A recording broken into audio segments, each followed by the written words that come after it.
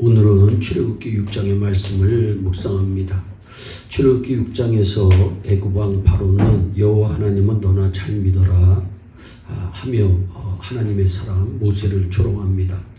거기다 이스라엘 백성들은 왜 괜히 하나님을 믿는 백성으로 살아가자고 들쑤셔서 우리를 힘들게 하느냐고 화를 냅니다. 전부 모세 탓이라며 화살을 쏘아대니 모세는 답답합니다. 외롭습니다. 사람 만나는 것이 두렵고 고통스럽습니다. 그때 모세는 결단합니다. 바로 앞을 떠나고 이스라엘 백성들로부터도 떠나서 하나님 앞에 섭니다. 모세가 위대한 것은 이렇게 힘들고 고통스러울 때 꼬리 흔들며 사람 비유 맞추지 않고 하나님 앞에 서는 믿음이 있었기 때문입니다. 이 믿음이 모세를 다시 일으키는 능력이 되었습니다. 1절입니다. 여호와께서 모세에게 이르시되 이제 내가 바로에게 하는 일을 네가 보리라. 강한 손으로 말미암아 바로가 그들을 보내리라. 강한 손으로 말미암아 바로가 그들을 그의 땅에서 쫓아내리라.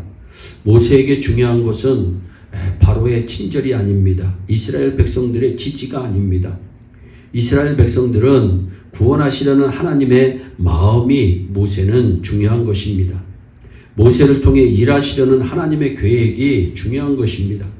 여호와께서 모세에게 이르시되 이제라고 1절에 말씀합니다. 무슨 뜻입니까? 조금만 참고 기다리라. 얼마 남지 않았다. 이제 곧 이런 뜻입니다. 곧 하나님의 강한 손이 바로에게 임할 것입니다. 바로는 깜짝 놀라서 빨리 나가달라. 제발 떠나달라. 나는 너희들을 붙잡는 것을 포기했다. 이렇게 반응이 올 것입니다.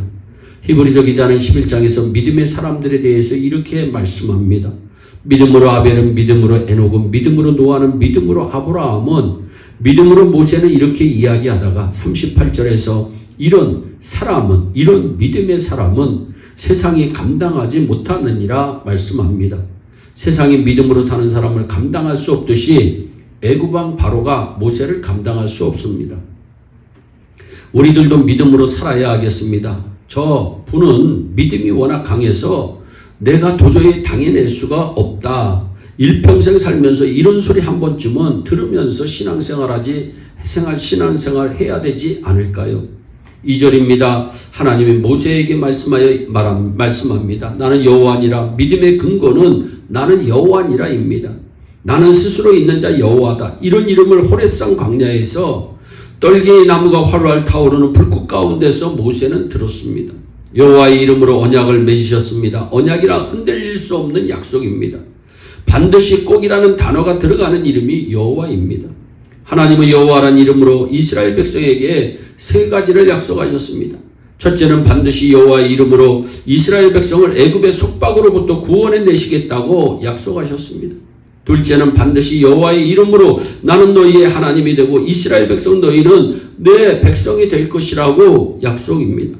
셋째는 반드시 여호와의 이름으로 이스라엘 백성을 약속의 땅 가나안으로 인도하겠다고 하는 말씀입니다.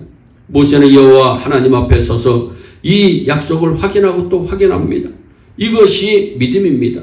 이 세 가지 약속을 좀 더 구체적으로 말씀드리면 6절에 나는 여호와라. 내가 애굽 사람의 무거운 짐 밑에서 너희를 빼내며 그들의 노역에서 너희를 건지며 편팔과 여러 큰 심판들로부터 너희를 구속하겠다. 첫 번째 약속입니다.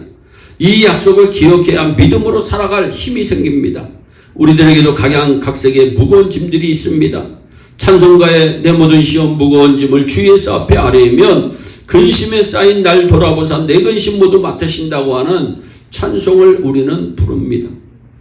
무거운 짐을 나홀로 지고 견디다 못해 쓰러질 때 불쌍히 여겨 구원의 줄이 누구라고 말씀하고 있습니까? 은혜의 주님 오직 예수라고 우리는 찬송합니다.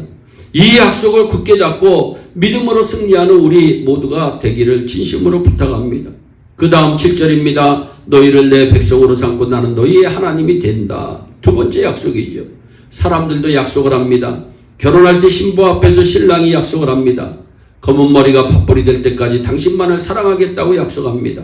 그런데 사람은 변덕이 심합니다. 하지만 하나님은 변덕쟁이가 아니라고 분명히 말씀합니다. 하나님은 사람이 아니시니 거짓말을 하지 않으시고 인생이 아니시니 후회가 없으시도다. 어지금 말씀하신 바를 행하지 않으시며 하신 말씀을 실행하지 않으시랴. 민수기 23장 19절의 말씀입니다. 그 다음 8절입니다. 내가 아브라함과 이삭과 야곱에게 주기로 맹세한 땅으로 너희를 인도하고 그 땅을 너희에게 주어 기업을 삼게 한다. 세 번째 약속입니다. 기업이라고 하는 말은 유산으로 물려받는 것을 말씀합니다. 유산은 내 능력으로 모은 것이 아니라 축복으로 이어받는 것이 유산입니다.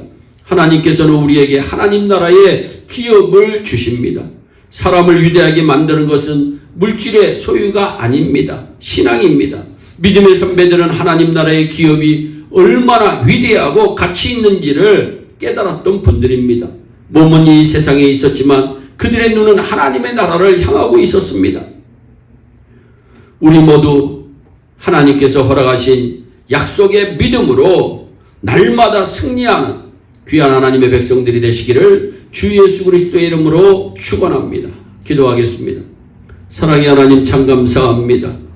모세는 실망 중에도 하나님을 바라보고 하나님께서 허락하여 주신 귀한 약속의 말씀을 붙들고 승리합니다.